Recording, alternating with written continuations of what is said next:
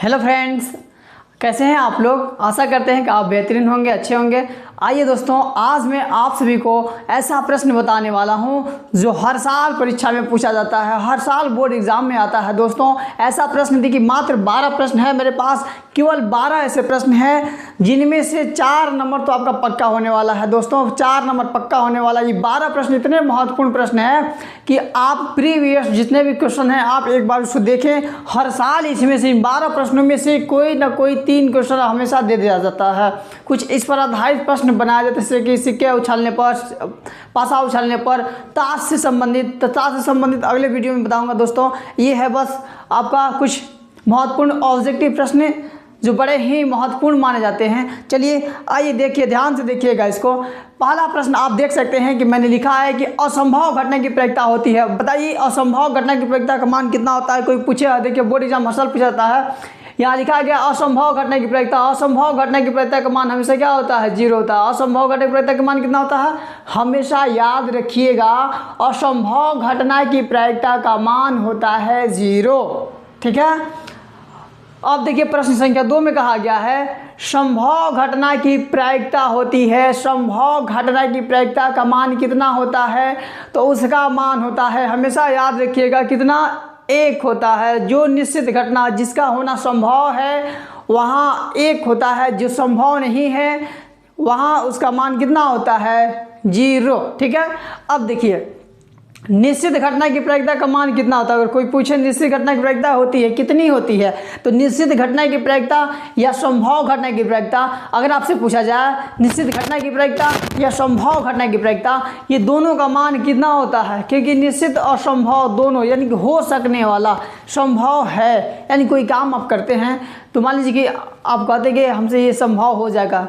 कोई सवाल अगर बनाते हैं तो हाँ आप कहते हैं ये हमसे बन जाएगा, यानी कि वहाँ संभावना है, आप बना सकते हैं। जो काम देखिए हो सकता है वहाँ पे उसका मान हमेशा 1 लेना। निश्चित, मान लीजिए कि हम कह दें कि आज वर्षा होगी, एकदम निश्चित है होगा, हो सकता है कि हो रहा हो, तो संभव जहाँ हो और जहाँ निश्चित हो वहाँ उसका मान हमेशा 1 हो। अब कोई असंभव, अब जैसे कोई कह दे कि एक त्रिभुज के 4 भुजा होते हैं, अगर कोई आपसे कहे कि एक त्रिभुज के 4 भुजा होते हैं, क्या बताइए निश्चित घटना है, क्या यह संभव होगा, नहीं होगा। तो असंभव के लिए हमेशा कितना लिया जाता है, 0 लिया जाता है। ठीक ना, आई बात समझ में।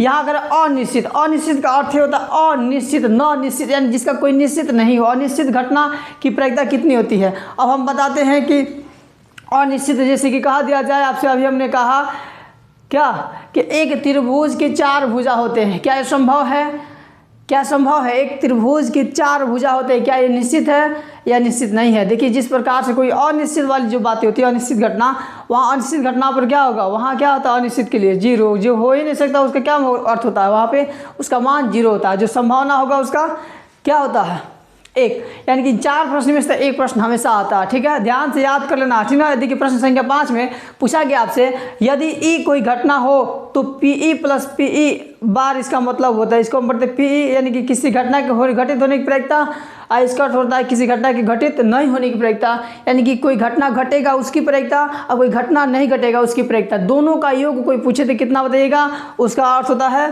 1 होता है। इसका भी आंसर कितना होगा, 1, यानी कि सूत्र है ये सूत्र है, इस पर सवाल बनता है, इसको अच्छे से याद कर लेंगे। पीई प्लस पीई बार, पीई प्लस पीई बार का मान अगर आपसे पूछा जाए तो कितना बताइएगा, तो कहना है पीई प्लस पीई बार का मान कितना होता है, हमेशा 1 होता है। ठीक ना, इसको याद रख लीजिएगा दोस्तों कि पीई प्लस पीई बार का मान हमेशा कितना होता है, 1 होता है। ठीक ना। अब देखिए यहाँ पे प्रश्न संख्या 6 में लिखा गया है किसी घटना के घटने की प्रायिकता, यहाँ स्पष्ट रूप से लिखा गया किसी घटना के घटित होने की प्रायिकता और उसके घटित नहीं होने की प्रायिकता, दोनों का योग कितना होता है, यहाँ योग प्लस पूछा गया है, उसका मान कितना होता है, 1 होता है।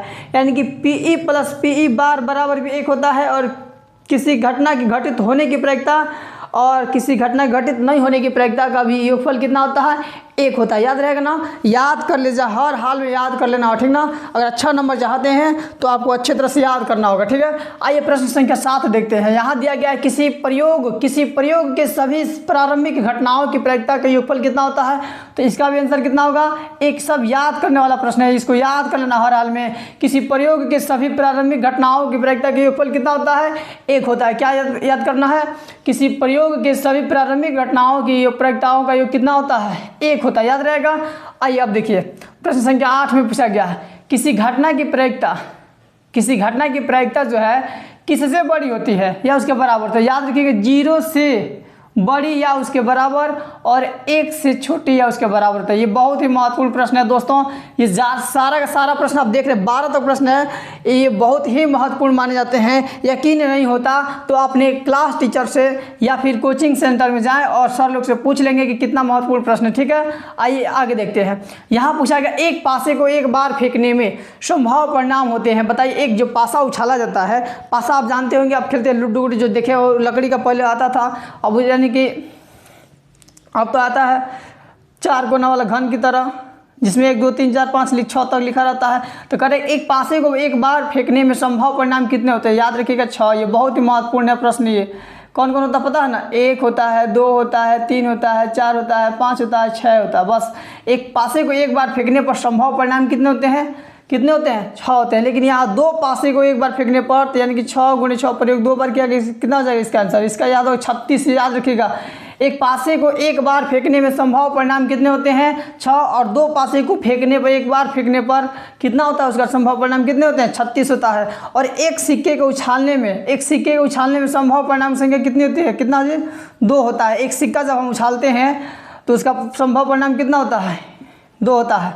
या तो हेड आएगा ना टेल आएगा, या फिर टेल आएगा नहीं तो हेड आएगा, बस यही होता है। या तो हेड टेल आएगा ना तो टेल हेड आएगा। यानी कुल संभव परिणाम कितने होते हैं, 2। यानी एक सिक्का की उछाल में जो है संभव परिणामों की संख्या केवल 2 होता है। जो याद नहीं करेगा बड़ा पछताएगा। जिसको अगर याद करना, जिसका अच्छा नंबर लाना चाहता है वो समझ लो कि इसको हर हाल में याद करेगा, याद कर लेगा सब तो बेहतरीन होगा आपके लिए। क्या करना है, क्योंकि याद होगा तो आपका 3 से 4 नंबर आपका सेफ हो जाएगा। ठीक है, आइए देखिए यहाँ पे 2 सिक्का की उछाल में संभव परिणाम संख्या कितना हो जाएगा। 2 सिक्का है तो 2 × 2 करके कितना हो जाएगा, 4 हो जाएगा।